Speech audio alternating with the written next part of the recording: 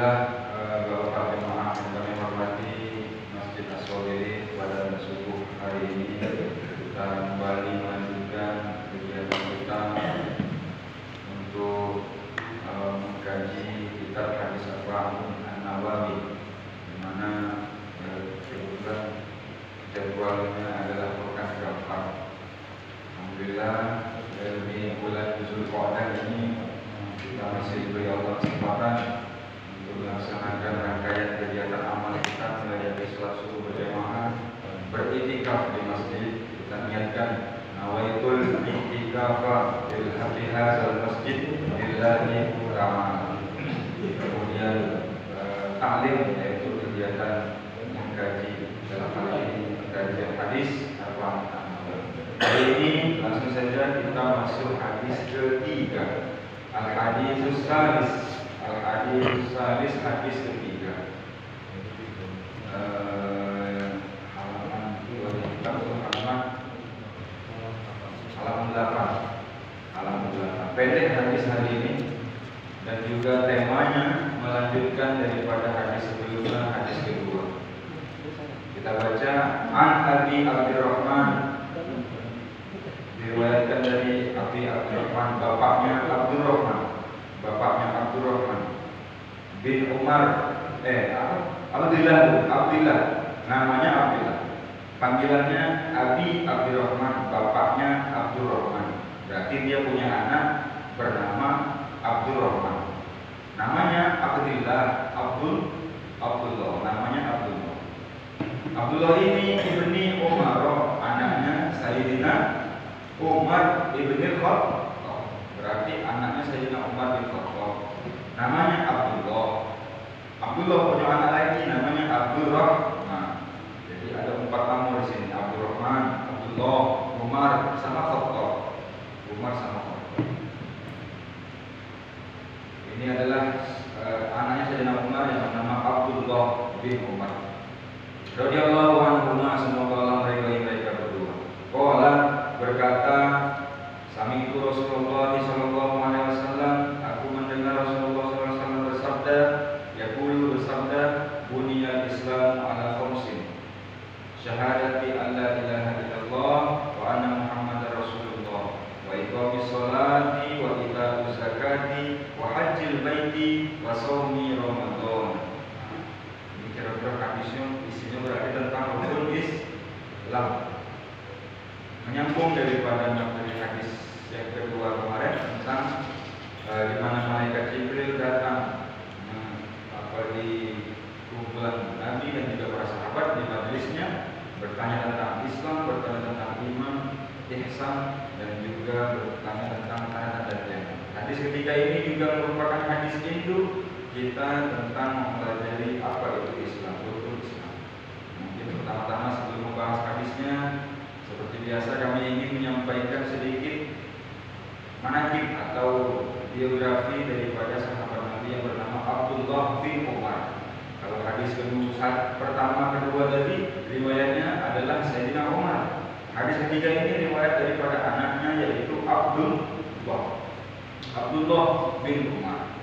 Namanya Abdullah bin Umar. Sahabat Nabi yang bernama Abdullah itu banyak,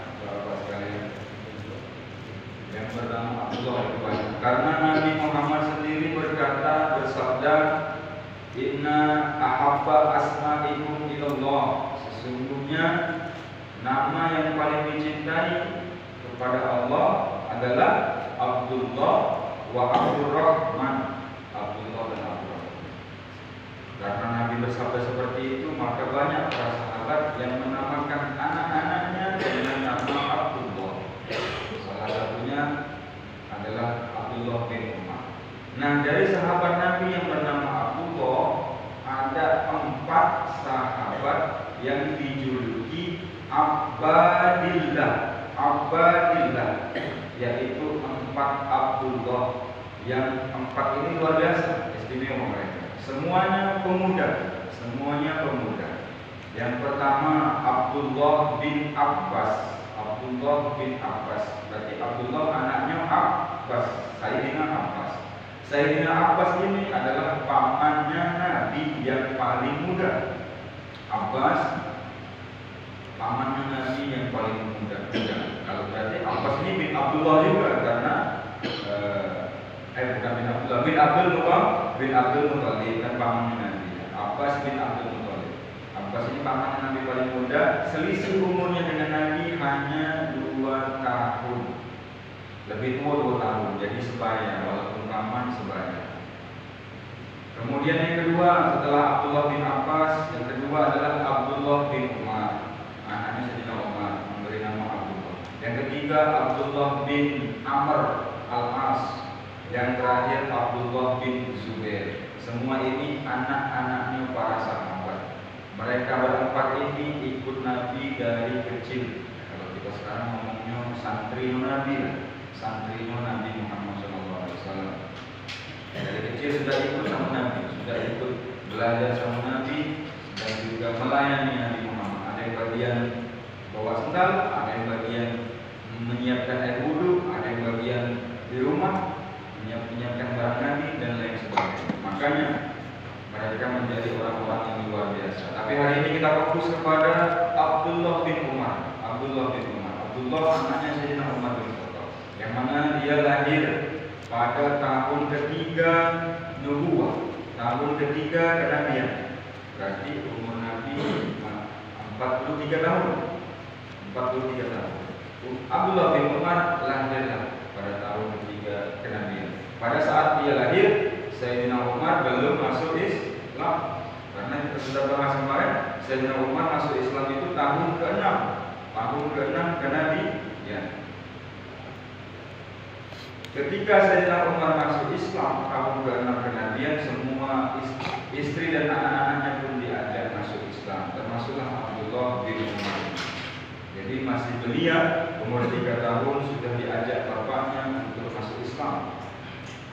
Dan Sayyidina Abdullah bin Umar juga ikut dengan ayahnya hijrah menyusul Rasulullah dari kota Mekah ke Madinah ketika berusia 10 tahun. Mungkin bapak-bapak yang pernah haji, pernah umrah, jarak dari Mekah sama Madinah itu kira-kira 450 km. Kalau kita dari Merah sini ke Bakahuni itu tidak nyampe 400 km, cuma 390.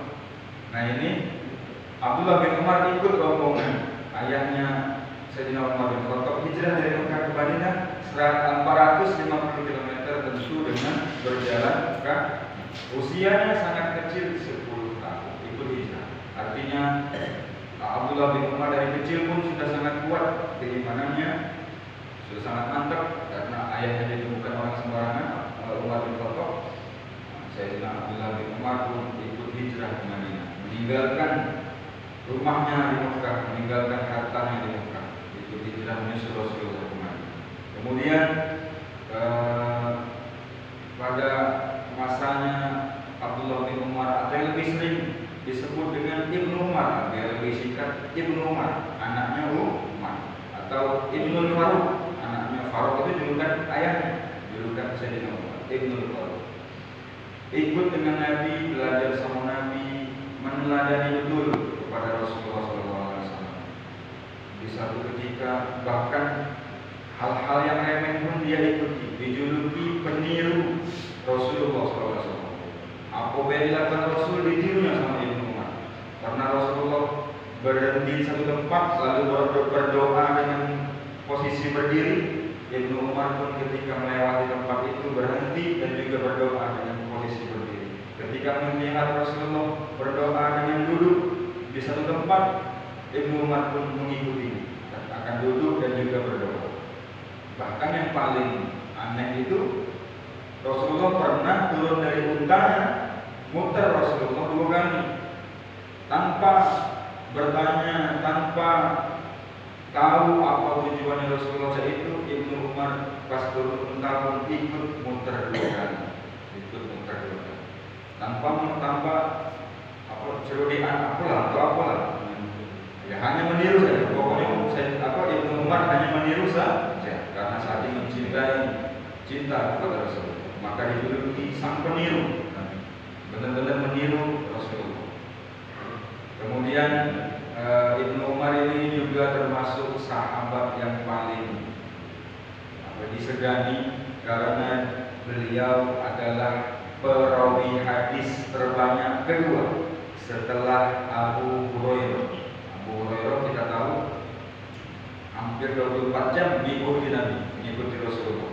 Abu Hurairah riwayat hadisnya 5.000-an, sedangkan Ibnu Umar, Abdullah bin Umar meriwayatkan hadis 2.630. 2.630, separuhnya Abu Hurairah. Karena dari kecil sudah ikut sama Rasulullah sampai Rasulullah wafat. Itu tentang Ibnu Umar, sekilas saja biografinya. Mudah-mudahan dengan menyebutkan nama-nama para sahabat kita mendapatkan keberkahan dan juga tentu meneladani. Amin. Kemudian barulah kita masuk kepada isi hadisnya. Qala Rasulullah SAW, buniyal Islamu ala khamsin. Islam itu dibangun atas 5. Di hadis ini cuma 5 saja, tapi ulama mengartikan 5 itu ya 5 fondasi, 5-nya itu ya 5 tiang, 5 pokok, 5 dasar dan lain sebagainya. Pokoknya 5 hal yang sangat penting. Karena ini merupakan hadis induk, maka kita akan menjelaskannya dengan hadis-hadis yang lain. Yang pertama, syahadati alla ilaha illallah wa anna Muhammadar Rasulullah. Syahadat bahwa Allah Tuhan satu-satunya, tidak Tuhan selain Allah. Dan juga Nabi Muhammad itu bukan Tuhan. Nabi Muhammad itu adalah utusan Allah. Karena kita jangan sampai, tapi jadi mustahil orang Islam itu menyebut Nabi Muhammad. Karena kita selalu bersolawat, Allahumma sholli ala sayyidina Muhammad. Mintanya ke Allah, Allahumma, mintanya ke Allah, sholli, limpahkanlah sholawat ala sayyidina Muhammad kepada sayyidina. Itu yang minta, tujuan yang minta ke Allah, objeknya Nabi Muhammad. Jadi kita tetap berdoa kepada Allah. Syahadat la ilaha illallah wa anna Muhammadar Rasulullah. Kemudian yang kedua, sebagaimana rukun Islam sudah kita ketahui, wa iqamis shalah, dan mendirikan sholat. Dalam hadis diterangkan tentang sholat, mungkin jemaah sekalian juga sudah hafal, as-sholatu imadul din. Sholat itu adalah tiang agama. Inna sholata tanha 'anil fahsya'i wal munkar. Sesungguhnya sholat mencegah perbuatan keji dan mungkar. Dalam kitab Jawahirul Uliyah yang membacakan hadis Nabi lainnya, man hafaza 'ala sholawatil khamsi, barang siapa menjaga salat fardu, 5 salat fardu, wa 'ala wudu'iha wa mawaqifiha wa ruku'iha, dan juga menjaga wudunya, terus waktu-waktunya, salatnya tepat waktu, dan juga rukuknya, wa sujudiha, dan sujudnya. Artinya salatnya bagus, sempurna, wudunya bagus, sujudnya bagus, rukuknya bagus. Wa ya'tarifu anna haqqullah subhanahu wa ta'ala, dan dia pun sadar bahwa sholat itu adalah haknya Allah. Haknya Allah. Kita diwajibkan sholat untuk menyembah Allah, maka sholat itu adalah haknya Allah. Tanpa embel-embel misalnya sholat untuk Allah. Karena jasaduhu haraman ala, maka jasadnya akan haram disentuh api neraka. Barang siapa menjaga sholat Allah. Kemudian yang hadis yang lain, awal ma yuhasabu bil abdi yaumil qiyamah as-shalah. Amalan pertama yang akan dihisab pada hari kiamat adalah sholat. Fa in sholatan sholata sa'iru amali. Kalau bagus amalan sholatnya, maka bagus semua amalan. Wa fa in fasadat, jika rusak, fasada sa'iru amali, maka rusaklah semua amalan. Kemudian yang ketiga, rukun Islam yang ketiga, wa ita'iz zakat, dan membayar zakat. Di mustahiqiha, bayar zakatnya untuk yang berhak, untuk mustahiqan, untuk mustahik. Kenapa kita harus wajib membayar zakat? Karena harta yang kita peroleh belum tentu bersih semua, belum tentu halal semua. Mungkin ada yang kotor, Mudah-mudahan tidak ada yang haram, tapi ada yang kotor. Maka zakat untuk membersihkan harta kita. Zakat adalah dari kata zakiyun, suci bersih. Nabi Muhammad menjelaskan dalam hadisnya, wahsinu amwalakum bizakat. Cucilah, bersihkanlah harta kalian dengan zakat. Wadawu mardakum bisodaqah. Obati orang yang sakit di antara kalian dengan sedekah. Dengan sedekah. Tidak heran kita ada bersedekah, minta doanya, bersedekah makanan, sedekah uang. Dengan wasilah sedekah tadi minta doa untuk biar sakitnya sembuh. Ada, karena ada hadis Nabi. Wadawu mardakum bisodaqah. Obati orang sakit dengan sholat. Itu tentang zakat. Zakat hukumnya wajib. Barang siapa tidak membayar zakat maka sangat besar azabnya. Nabi menjelaskan dalam hadisnya, "Ma min shahibin zahabin wala fiddatin." Orang yang punya emas dan perak, la yu'addi haqqaha, tidak membayarkan zakatnya. Idza kana yaumul qiyamah, ketika nanti hari kiamat, sufihat lahu safaihu minnar, dipanaskan besi di tempat, kalau pandai besi itu disepuh, disepuh besinya sampai panas dari api neraka. Fatwa, ditempelkan, disetrika, biha jabhatuhu, jidatnya, mukanya, wajhahu dan pipinya, wazohrahu dan punggung. Hukumannya orang yang tidak membayar zakat. Ulama beradat, setiap besi tadi yang sudah disepuh, yang sudah dingin, uidat, diulang lagi. Lahu fi yaumin kana miqdaruhu 50 alfa sanah. Berapa lama diulang-ulang terus? Kira-kira 50 alfi sanah. 50.000 tahun. Hatta yaqdi Allahu bainal ibadi fa yara sabilahu. Sampai Allah lah yang akan menentukannya, menentukan jalannya. Amma ilal jannah wa amma ilal nar. Apakah akan masuk surga atau masuk neraka? Berat sekali hukuman orang-orang yang lalai, menghindar, apalagi membangkang, tidak mau membayar zakat. Zakat kita yang wajib 1 tahun sekali, zakat fitrah. Kecuali kita adalah termasuk orang yang memiliki harta lebih daripada nisab.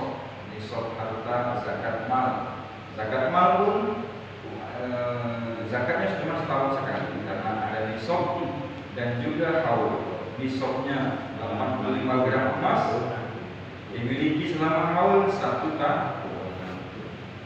Kemudian yang keempat dalam hadis di sini, wahajjil baiti. Baru yang kelima, wasaumi Ramadan. Nah, sepertinya ada yang kebalik.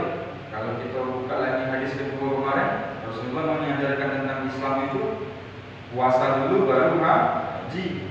Di hadis ketiga ini, haji dulu baru puasa. Ini mungkin masalah remeh saja, hanya cuma terbalik deh, cuma tukar tempat saja. Tapi banyak sahabat yang merubah, mengembalikan ke asalnya, puasa dulu baru haji. Nah, karena yang meriwayatkan ini Ibnu Umar, Abdullah bin Umar pun berkata, kira-kira kalau kami kaji ke bahasa kita, inilah yang ku dengar dari Rasul, aku tidak berani merubahnya. Kata Ibnu Umar, karena beliau terkenal penirunya Rasulullah, presisi kalau niru, tidak berani merubahnya. Hadis ini yang ku dengar dari Nabi saya inilah, aku tidak berani merubahnya. Akhirnya sahabat-sahabat yang ikut meriwayatkan hadis ini, yang sempat merubah tadi pun mengembalikannya ke posisi semula, haji dulu baru puasa. Padahal sepele lah, cuma posisinya Pak. Tidak ditambahi, apalagi dikurangi, cuma posisi sepele. Tapi kita mengambil pelajaran, Ibnu Umar tak berani sama sekali merubah. Inilah yang kudengar dari Rasul. Maka kita baca wahajjil baiti. Yang keempat adalah berhaji. Ya, man hajja hajatan adza farduhu. Barang siapa berhaji untuk melaksanakan kewajibannya. Wa man hajja tsaniyatan, barang siapa haji yang kedua kali, dayana rabbahu, maka Allah akan menggantinya. Wa man hajja salasana, siapa saja haji sampai 3 kali, haramallahu sya'rahu,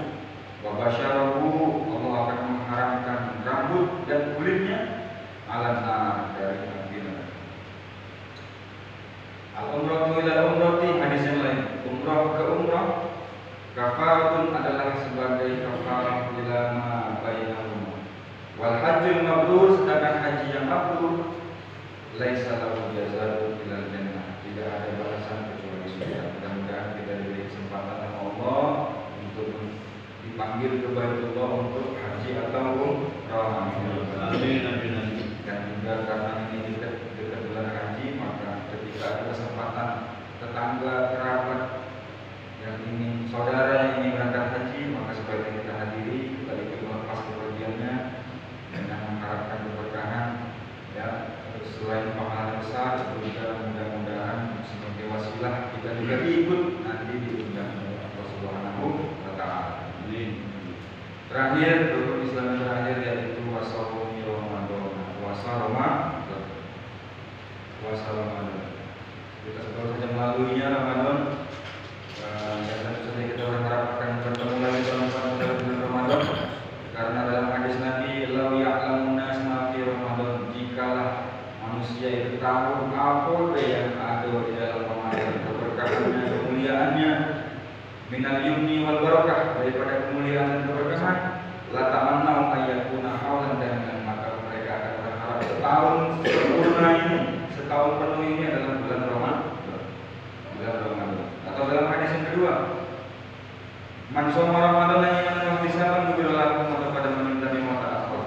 Barang siapa yang berpuasa bulan Ramadan imanan, dalam keadaan beriman wahtisaban, dan ingin menggapai ridha Allah, gufirallahu ma taqaddama min dhanbi, maka diampunilah dosanya yang telah lalu maupun yang akan datang. Hadis lain, lau azina Allahu lis samawat, andaikan Allah mengizinkan kepada langit wal ardi dan bumi ayatakallama, untuk bicara, andaikan boleh sama Allah untuk bicara langit dan bumi itu, la syahidata, mereka pasti akan bersaksi liman shoma Ramadan fil jannah, barang siapa berpuasa pada bulan Ramadan balasannya adalah surga. Rawahul Bukhari wa Muslimun, hadis ketiga ini diriwayatkan oleh Imam Bukhari dan Imam Muslim. Mungkin karena hadis ini adalah meneruskan daripada materi hadis kedua, singkat saja penjelasannya, dan juga sudah kami bacakan hadis-hadis lainnya yang menjelaskan hadis induk, hadis tentang rukun Islam. Sudah tadi tentang sholat, tentang zakat, haji, dan juga Ramadan. Bapak jemaah sekalian kami hormati, mengisi waktu untuk di bulan Dzulqa'dah ini karena kita mendekati Idul Kurban, Idul Adha. Mungkin kami juga akan menambahkan sedikit terkait tentang kurban, sedikit saja yang ingin kami sampaikan, 3 poin saja. Yang pertama adalah hukum kurban, yang kedua adalah siapa yang berkurban. Kalau untuk siapa dagingnya sudah tahu kalau ya teman. Kalau untuk siapa dagingnya sudah tahu. Tapi siapa yang berkurban, dan poin terakhir yaitu fadilah kurban, keutamaan kurban. Baik, yang pertama, hukum kurban itu wajib. Kurban itu hukumnya wajib menurut Imam Hanafi. Mazhab pertama yang paling tua, hukum kurban itu wajib. Tapi wajibnya ini digarisbawahi juga. Siapa yang wajib? Kata Imam Hanafi, yang memiliki nisab seperti zakat mal, yaitu mempunyai harta di 85 gram emas. Kalau dirupiahkan sekarang emas 1,8, 150 juta ke atas. 150 juta ini bukan uang nafkah, bukan uang operasional, bukan aset yang dipakai seperti rumah, mobil, kendaraan, dan lain sebagainya, bukan juga modal usaha, tapi adalah uang harta yang diam, tidak terpakai.